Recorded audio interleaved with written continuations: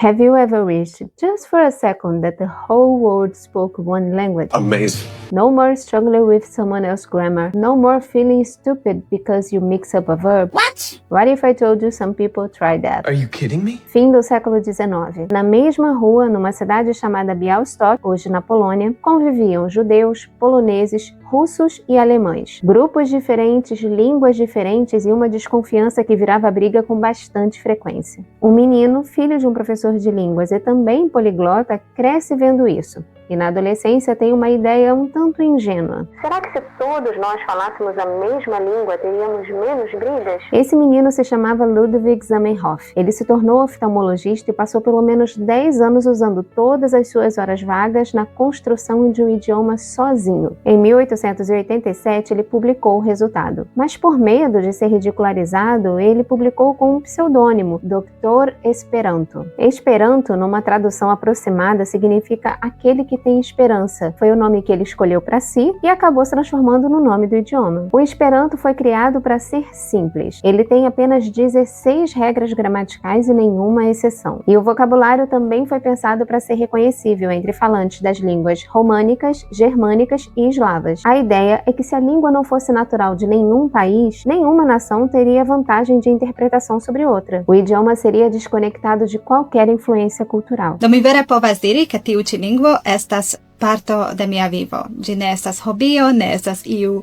eta afero, ĝi estas vere ĉiutaga uzo por mi. No início do século XX, os congressos universais de Esperanto começaram a acontecer anualmente, reunindo pessoas de dezenas de países. O número de adeptos era cada vez maior, mas os congressos precisaram ser interrompidos por causa da Primeira Guerra Mundial. Em 1920, na retomada dos congressos pós-guerra, o Esperanto esteve muito perto de se tornar o idioma oficial da recém-criada Liga das Nações. 10 delegações foram a favor, uma foi contra. E essa única bastou porque tinha poder de veto. O delegado francês Gabriel Anotot julgava o Esperanto uma língua artificial, que poderia rebaixar os padrões literários globais. Além disso, não queria que o francês perdesse o prestígio de língua da diplomacia. Sou muito chique. Até agora pode parecer que tudo girou em torno do orgulho, mas não era só isso. Zamenhof era polonês e judeu, e os dois maiores regimes totalitários do século XX começaram a perseguir o Esperanto. Stalin viu os esperantistas como uma ameaça cosmopolita ligada ao Ocidente. Milhares foram presos, exilados ou mortos nos expurgos soviéticos. Hitler chamou o Esperanto de ferramenta de uma suposta conspiração judaica mundial.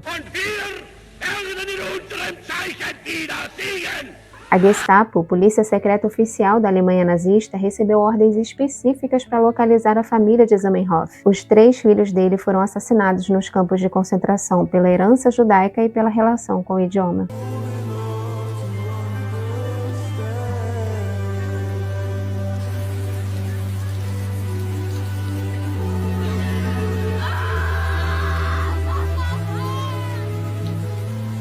Enquanto o Esperanto tentava sobreviver às perseguições, um time de linguistas ligado à Associação de Línguas Auxiliares Internacionais concluiu que o idioma auxiliar deveria ser imediatamente reconhecido por pessoas que já falassem os idiomas ocidentais. Para isso, ele não deveria criar novas regras, ele deveria adotar uma forma naturalista padronizada, o que não era o caso do Esperanto. O resultado foi publicado em 1951 sob o nome de Interlíngua, um idioma criado a partir do que havia em comum entre o inglês, o francês, o italiano, o espanhol e o português. Uma palavra só aparecia no dicionário final se parecesse reconhecível em pelo menos 3 desses idiomas. Não virou o movimento de massa que o Esperanto sonhou ser, mas resiste até hoje em nichos muito específicos. O resumo de artigos científicos, onde pesquisadores de diferentes línguas podem ler esses resumos sem precisar de tradução. Porque millones de personas en el mundo pueden comprender interlingua sin conocerlo, sin estudiarlo previamente. 2 tentativas de resolver o mesmo problema, e nenhuma das duas conquistou o mundo, mas as duas juntas ensinam algo que vale para qualquer pessoa que está aprendendo um idioma novo. A interlíngua só existe porque debaixo de todas as diferenças que nos assustam no começo, as línguas têm muito mais em comum do que parece. Mas nenhuma língua existe no vazio. Por isso que memorizar uma lista de palavras não vai te ensinar o idioma de verdade. Por tentar ser neutra e sem pátria, o Esperanto se tornou uma tela em branco, um alvo perfeito para a paranoia antissemita inventar a ameaça que quisesse. Those bastards. Those bastards! are worse than us. Palavra sem contexto é só um ruído. É claro que esse contexto muitas vezes leva a algumas regras um pouco mais chatas, mas você não deve desistir por isso. It's not that hard, Scott. Tell him, Wash. It's incredibly hard. Se cada pessoa traz um universo em si, imagina quantas galáxias estão por aí só esperando você aprender um idioma novo.